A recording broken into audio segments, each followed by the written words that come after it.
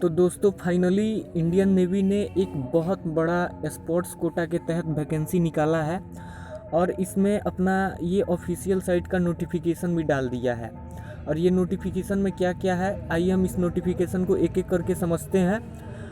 आप इसको ध्यान से देखिएगा, क्योंकि अगर आप इसके लिए एलिजिबल हो तो कोई भी मिसप्रिंट नहीं करना है एप्लीकेशन को अप्लाई करते वक्त, तो ध्यान से देखिएगा। सबसे पहले हम बात करते हैं, इसमें 3 पोस्ट के लिए एप्लीकेशन अप्लाई आप कर सकते हैं।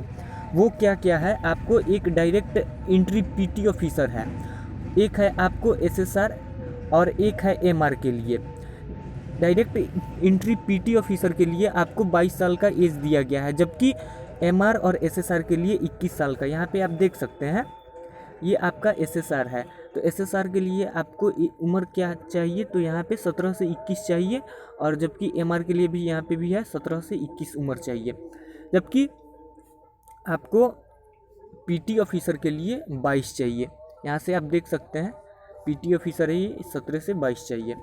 उसके बाद एजुकेशन क्वालिफिकेशन की अगर हम बात करें तो यहाँ पे आपको एजुकेशनल क्वालिफिकेशन में पीटी ऑफिसर के लिए 10+2 चाहिए, और साथ में जो भी स्पोर्ट्स कोटा के तहत आप जिस स्पोर्ट्स कोटा के तहत जाना चाहते हैं उसका आपको सर्टिफिकेट चाहिए। वो क्या हो सकता है, इंटरनेशनल लेवल का, नेशनल या फिर स्टेट लेवल का होना चाहिए। जूनियर या फिर सीनियर को आप लेवल का जो भी रिप्रेजेंट किए हैं या फिर किसी आप यूनिवर्सिटी को रिप्रेजेंट किए हैं, तो उस सब का जो भी है आपके पास सर्टिफिकेट वो चाहिए। उम्र आपको पता हो गया 17 से 22 चाहिए। और ये कुछ आपको इंडिविजुअल इवेंट्स भी दिया हुआ है, इस टर्म को भी आपको फॉलो करना होगा, इसको आप देख लीजिएगा।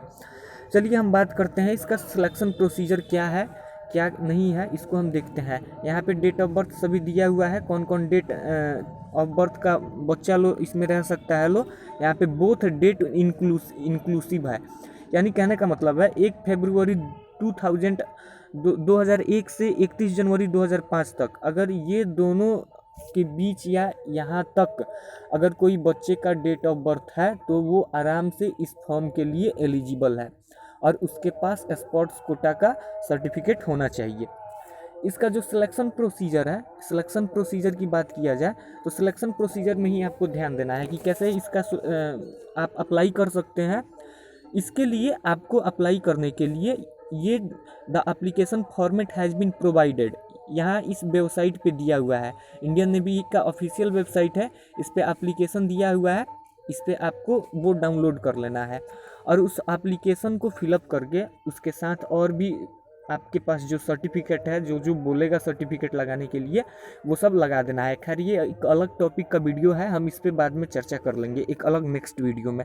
आपको करना क्या है इनिशियली, तो उसको जो भी आप सर्टिफिकेट को रीऑर्गेनाइज कीजिएगा तो उसको आपको ऑर्डिनरी पोस्ट से भेजना है। ये सबसे पहले मायने रखता है, क्योंकि पोस्ट 2 प्रकार के होते हैं, एक आप स्पीड पोस्ट भी कर सकते हैं और एक होता है नॉर्मल पोस्ट।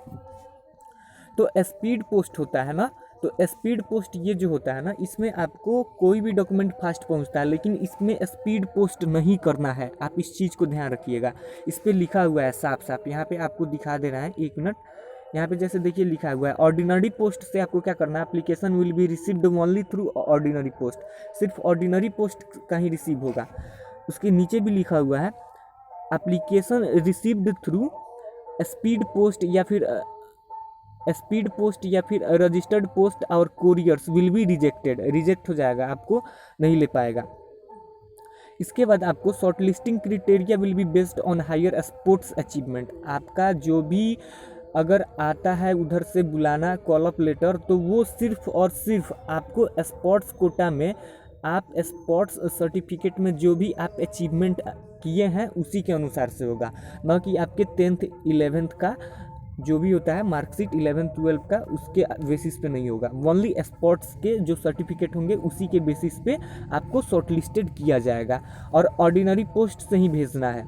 उसके बाद आगे कहता है कि all original certificate and marksheet are to be produced at a time of selection trial. जब आपको बुलाया जाएगा तो सभी ओरिजिनल सर्टिफिकेट और मार्कशीट लेके जाने हैं।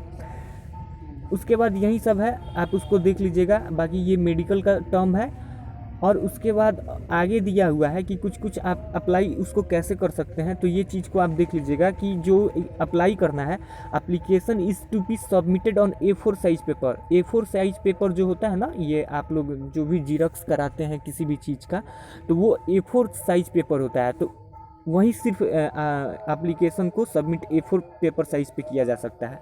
ये जो फॉर्मेट है आपको इंडियन नेवी के ऑफिशियल वेबसाइट पे उसको A4 पेपर पे डाउनलोड कर लीजिएगा और स्पीड पोस्ट से भेजना है।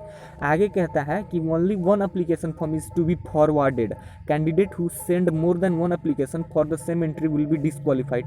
यानी एक बच्चों के लिए सिर्फ एक ही आप फॉर्म भेज सकते हैं और ये फॉर्म ऑफलाइन भेजना है।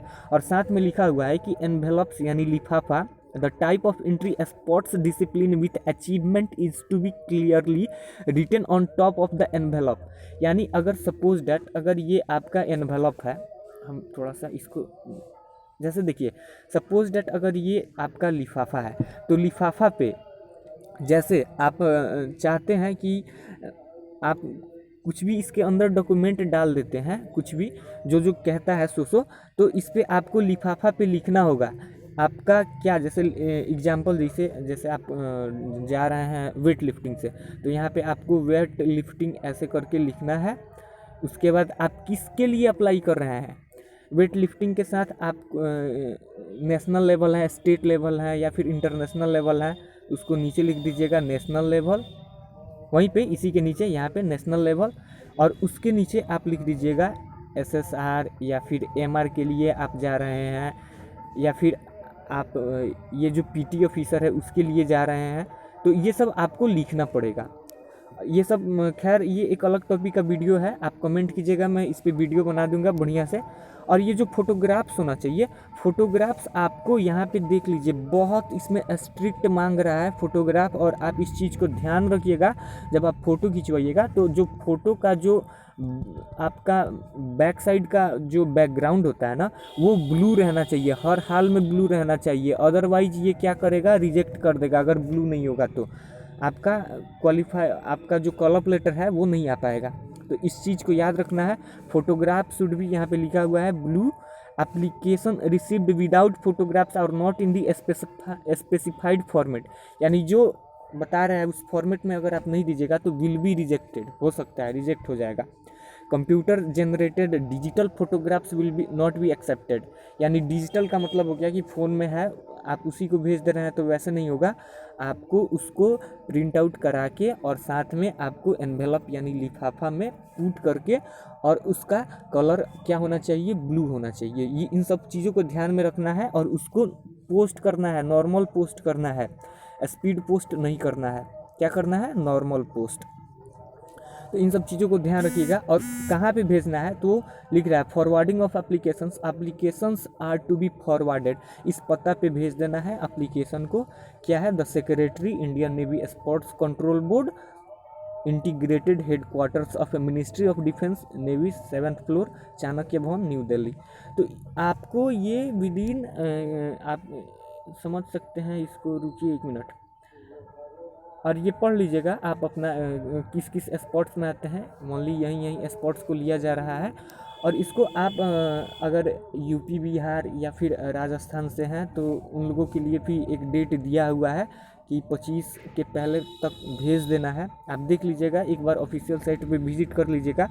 लेकिन लक्षद्वीप के लिए ये शायद 1 तारीख तक रखा गया है, 1 जनवरी 2022, और ये 25 दिसंबर तक ही इन लोगों के लिए रखा हुआ है। तो आप एक बार विजिट कर लीजिएगा, देख लीजिएगा। और मैंने जो बोला है कि स्पीड पोस्ट नहीं करना है, और आपको पासपोर्ट कलर फोटोग्राफ जो होगा ना, उसका बैकग्राउंड क्या होना चाहिए, ब्लू होना चाहिए। इन 2 चीज़ों को याद रखना है। चलिए ठीक है, तब तक मिलते हैं नेक्स्ट वीडियो में। तब तक के लिए जय हिंद,